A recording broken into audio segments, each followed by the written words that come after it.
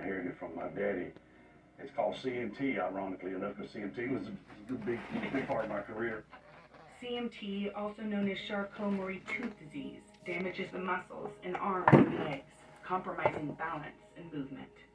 There's no cure for it, but it's been affecting me for years, and it's getting more and more obvious, and I know I'm stumbling around on stage, and now I'm having a little trouble balancing even in front of the microphone, and so I just feel very uncomfortable. It's not going to kill me, it's not deadly, but it is related like muscular dystrophy, Parkinson's disease. How does it feel to say this out loud?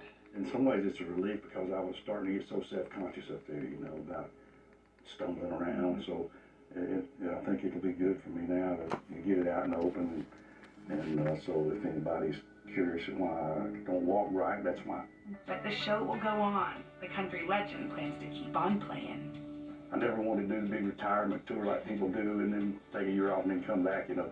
I think it's kind of cheesy, and I'm not saying I won't be able to tour. I'll try to do as much as I can, so if I'm coming to your town, we'll come. We laid rubber on the Georgia asphalt. We got a little crazy, but we never got caught in. For Jackson, country music is in his soul, recently saying, quote, "Country music is gone, and it's not coming back," suggesting Nashville's pop influence has changed country music forever.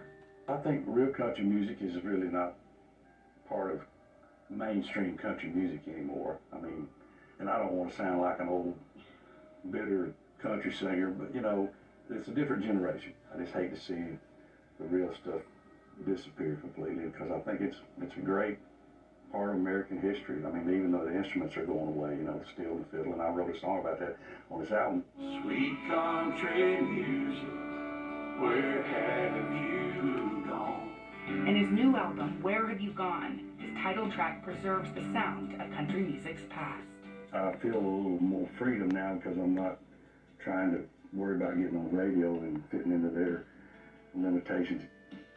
Jackson's songwriting is deeply personal. His music, a love letter to his wife and 3 daughters. Alan's been married to his high school sweetheart, Denise, for 41 years. How are y'all doing it together? When I'm down, he lifts me up. When he's down, I try to lift him up. I know you probably don't like the word legacy. Either one of you probably don't, I can tell, but what do you hope your legacy is? I've always believed that the music's the most important thing, the songs. And that's what I'd like to, I guess, if I had a legacy.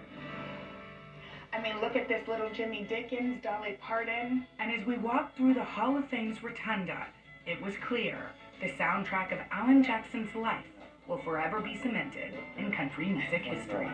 I'm between George Jones and Hank Williams. I mean, you couldn't be in a better spot for that. It's a good place to lie. Just seeing their faces, you know, connecting with some of the songs, that's what it's all about right there in the music.